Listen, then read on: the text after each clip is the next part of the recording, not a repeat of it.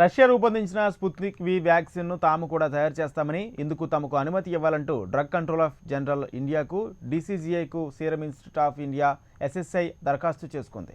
సదరు టీకాను పరీక్షించి విశ్లేషించేందుకు కూడా తమకు అనుమతి ఇవ్వాలని విన్నపించింది. స్పుత్నిక్ వి తయారీ ఇప్పటికే దేశంలో డాక్టర్ రెడ్డీస్ ల్యాబ్లో ఒప్పందం కుదుర్చుకుంది. అయితే దీంతో హైదరాబాద్ రెడ్డీస్ ల్యాబ్లో స్పుత్నిక్ వి టీకా తయారు కానుంది.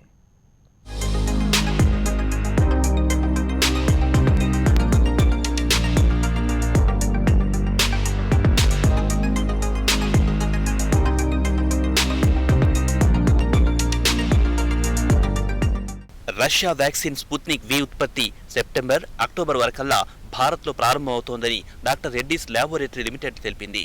రష్యా నుంచి స్పుత్నిక్ వి దిగుమతులు ఆలస్యం కావడానికి కారణం ఆ దేశంలో అకస్మాత్తుగా కోవిడ్ కేసులు పెరగడమేనని doctor Reddy's branded market CEO MV Ramana ఒక ప్రకటనలో తెలిపారు. ఆగస్టు చివరి వరకల్లా అక్కడి నుంచి దిగుమతులు రాగలవని అంచనా వేస్తున్నామన్నారు.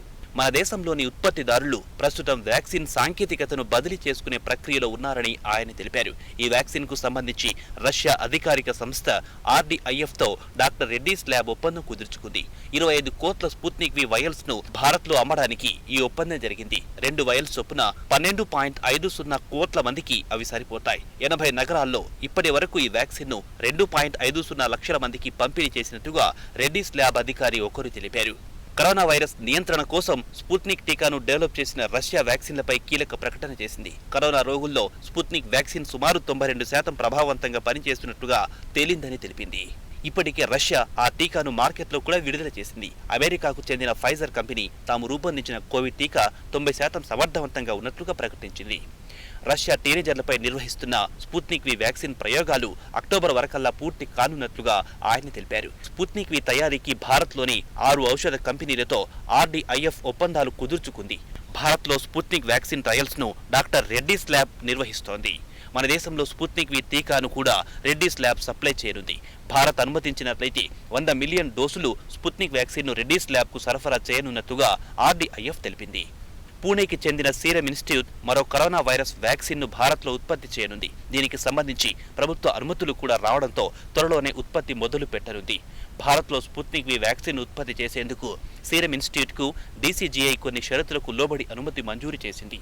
ఈ వ్యాక్సిన్ ఇప్పటికే 2 విడతలుగా ఇండియాకి చేరింది. దీన్ని ఇండియాలో తాము తయారు చేస్తామని, ఇందుకు అనుమతించాలని సీరం కంపెనీ ఇటీవలే డీసీజీఐ దరఖాస్తు పెట్టుకుంది. దీంతో ఈ టీకా మందు ఎగ్జామినేషన్ టెస్ట్ ఎనాలిసిస్ తదితరాల నిర్వహించి ఉత్పత్తి ప్రారంభించాలని డ్రగ్ సంస్థ సూచించింది.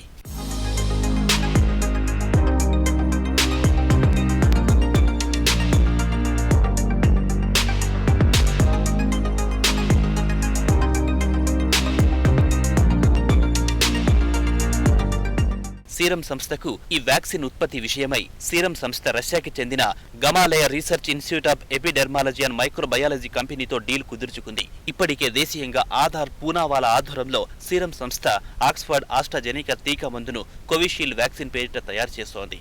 10 కోట్ల డోసుల వ్యాక్సిన్ ని అందజేస్తామని ఈ కంపెనీ భారత ప్రభుత్వానికి హామీ ఇచ్చింది. ఇదే సంస్థ నోవావాక్స్ వ్యాక్సిన్ ను కూడా మ్యానుఫ్యాక్చర్ చేస్తున్నప్పటికీ దీనికి అమెరికా రెగ్యులేటరీ నుంచి గ్రీన్ సిగ్నల్ రావాల్సి ఉంది. ఇటీవలే ఈ అనుమతి కోసం ఈ సంస్థ యుఎస్ రెగ్యులేటరీకి దరఖాస్తును పంపినట్టుగా సంబంధిత వర్గాలు తెలిపాయి. ప్రధాని మోదీ వివిధ వ్యాక్సిన్ తయారీ సంస్థలను సందర్శించి ఉత్పత్తి మరింత పెంచాలని కోరారు. 14 నుంచి 44 ఏళ్ల మధ్య వయస్కుల వారికి కూడా టీకా మందు లభించేలా చేసేందుకు సీరం కంపెనీతో పాటు భారత్ బయోటెక్ కూడా తమ ఉత్పత్తులను పెంచేందుకు నడుం కట్టాయి. ఇలా ఉండగా ఇండియాలో స్పుత్నిక్ వి వ్యాక్సిన్ కి సంబంధించి 250 మిలియన్ డోసుల అమ్మకానికి హైదరాబాద్ లోని doctor Reddy's lab Russian direct investment fund తో సంస్థ ఒప్పందం కుదుర్చుకుంది. త్వరలోనే స్పుత్నిక్ వి వ్యాక్సిన్ ఉత్పత్తిని కూడా మొదలు పెడితే దేశంలో కోవిడ్ వ్యాక్సిన్లు భారీ సంఖ్యలో అందుబాటులోకి వచ్చే అవకాశం ఉంది.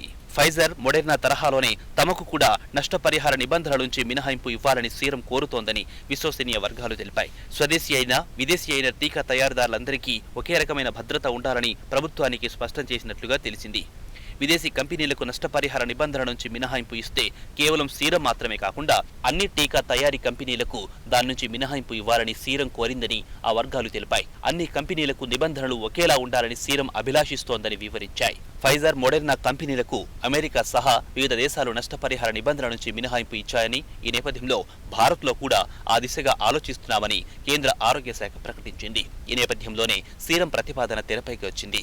కాగా Pfizer, Moderna, Johnson and Johnson టీకాలను భారత్లో తయారు చేసే విధంగా సంబంధిత సాంకేతిక పరిజ్ఞానాన్ని బదలాయించే విధంగా ఆయా కంపెనీలతో చర్చలు జరుపుతున్నట్లుగా విదేశాంగ శాఖ అధికార ప్రతినిధి అరిందమ్ బాగ్చి తెలిపారు. స్పుత్నిక్ వి టీకాలను భారత్లో ప్రవేశపెట్టడానికి సంబంధించిన ప్రక్రియను వేగవంతం చేశామని గుర్తు చేశారు.